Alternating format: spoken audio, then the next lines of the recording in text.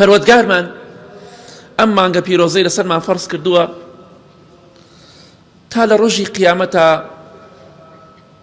کەسێک هەبێ دیفاع و پشتگیریمان لێ بکات.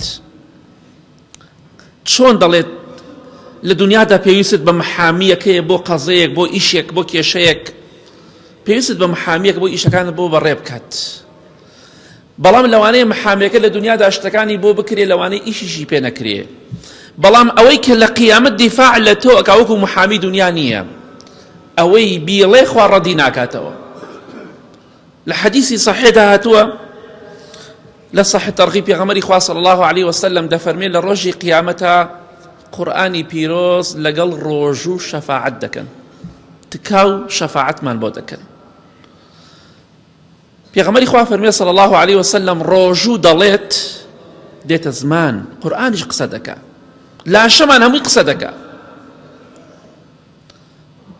ڕۆژوو دەڵێ ئەی پەروەردگار، من لە دنیادا منعی ئەم بەندەیەم کرد لە خواردن و خواردنەوە شەهەوات، فەشەفیعنی فی، خوای بم کە بە تکاکار شەفاعەت بۆ ئەم ئینسانم کە لە دنیادا بە ڕۆژوو بووە.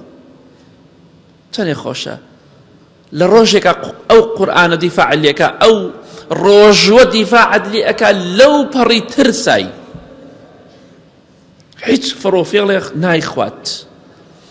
بەڵام لەو ڕۆژەدا ئەو قورئانە پیرۆزە ئەو ڕۆژوە دیفاع لە تۆ دەکا، ڕۆژوو دیفاع لێ دەکات، دەفەرمی ئەی پەروەردگار من دەمەوێت شەفاعەتی بۆ بکەم.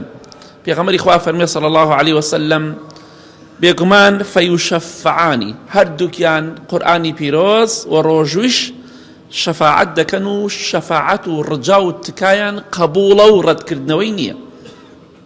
کەواتە ڕۆژێک دێت ئەو ڕۆژێک کە لە دنیادا ئەو برسێتی کە لە دنیادا چەشتت، ئەو تینێتی کە ناڕەحەتی کە تووشت بوو، ڕۆژێک دەبینی دیفاع لێ دەکات لە ناخۆشی ڕۆژی قیامەت ڕزگارت دەکات. ئەو تکاو ڕجاش کە ڕۆژوو دەیکات قبوڵە و ڕەتکردنەوەی نییە. بۆیە دڵخۆش بە ڕۆژێک دێت ئینشاڵڵا بەرووبوومی ئەم برسێتی و تینوێتە دەبینیت بەو پەڕی دڵخۆشیەوە.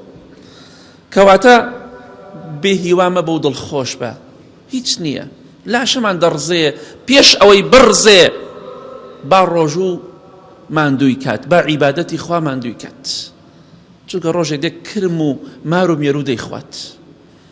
خەم مەخۆ، بە ئیزنی خوا لە ڕۆژی قیامەتە ڕۆژوو شەفاعەتت بۆ دەکەم.